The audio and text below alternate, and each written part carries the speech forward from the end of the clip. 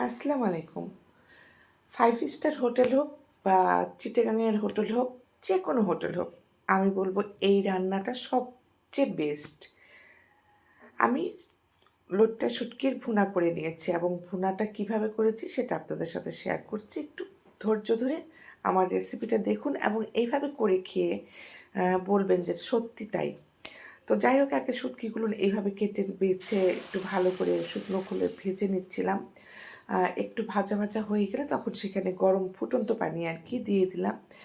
এই পানির মধ্যে কিন্তু আমি 10 মিনিটের মতো ভিজিয়ে রাখবো, তারপরে ভালো করে ঠান্ডা পানি দিয়ে ওয়াশ করে নেব।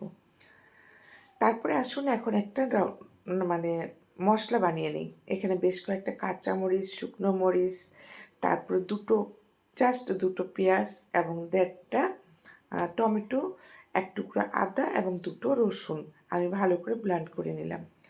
আর এখন এখানে দিয়ে দিলাম সরিষার তেল। আপনারা সাধারণ তেলও দিতে পারেন, মানে যেটা রান্নার তেল সেটাও দিতে পারেন। তো তেল দিয়ে সেখানে আমি 1 টেবিল চামচ দিয়েছি আদা কুচি। আদা কুচিটা দিয়ে একটু নাড়াচাড়া করে তারপরে দিয়ে দিয়েছি 1 কাপ পেঁয়াজ। পেঁয়াজটা দিয়ে একটু ভাজা ভাজা করে এই যে শুটকিটা যে ধুয়ে রেখেছিলাম পানি ঝরিয়ে সেটা দিয়ে দিলাম। এখন পেঁয়াজের সাথে এই শুটকিটা ধৈর্য ধরে ভাজা ভাজা করতে হবে, পেঁয়াজের কালারটা চেঞ্জ হওয়া পর্যন্ত। মানে একদম ফুল বেরেস্তা হবে না, তবে বেরেস্তার মতো হয়ে যাবে। দেখতে পাচ্ছেন পেঁয়াজ কিন্তু লাল লাল হয়ে গেছে। এবং এখানে দিয়ে দিলাম এখন হলুদের গুঁড়া 1 চা চামচের মতো। অনেকে আমাকে বলে যে আমি পরিমাণটা বলি না, আসলে পরিমাণটা ঠিকই বলি, আমি দেখিয়ে দেই।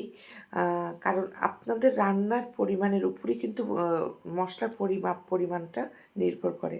তার আগে বলি, আমি এখানে আরও দুটো রসুন একদম গোটা ছিলে এখানে দিয়েছি। বেশ কয়েকটা কাঁচা পাকা কাঁচামরিচ দিয়েছি একদম গোটা, কোনো রকম কেটে কুটে দিইনি, একদম গোটা দিয়েছি। একটু নাড়াচাড়া করে তারপর দিয়ে দিলাম যেই মশলাটা আমি তৈরি করেছিলাম সেই মশলাটা। এই মশলাটা দিয়ে এখন মশলার একটু করে পানি দেব আর কষাবো। এইভাবেই কিন্তু প্রায় রান্নাটা করে ফেলবো। একটু করে পানি দেবো আর কষাবো। যেহেতু এটা লোট্টা শুটকি, এখানে একটু লবণ দেওয়াই থাকে, সামুদ্রিক মাছ এটা, তো সেজন্য আমি লবণটা একটু পরে দিলাম আর কি। আর লবণটা একটু সাবধানে দেবেন, অল্প করে দিয়ে আগে চেখে দেখবেন, প্রয়োজন হলে আবার দেবেন, দ্বিতীয়বার দেবেন, কিন্তু একবারে দিয়ে লবণটা কড়া করে ফেলবেন না। তো যাই হোক, আমি কিন্তু এরকম প্রায় 4-5 বার ফুটন্ত গরম পানি একটু করে দিচ্ছিলাম আর কষিয়ে নিচ্ছিলাম। মানে 4 বার, কম করে হলেও 4 বার করেছি। তারপরে এখানে আমি ফুটন্ত গরম পানি একটু দিয়ে ঢেকে রান্না করে নিয়েছি, কিন্তু মানে নিচ্ছি।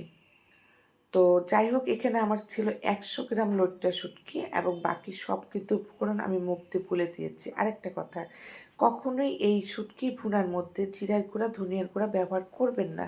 আদা কুচিটা মাস্ট ব্যবহার করবেন, তাহলেই দেখবেন আপনার রেসিপিটা প্রত্যেকটা 5 স্টার 6 স্টার হিট করবে। সবাই ভালো থাকবেন, আল্লাহ হাফিজ।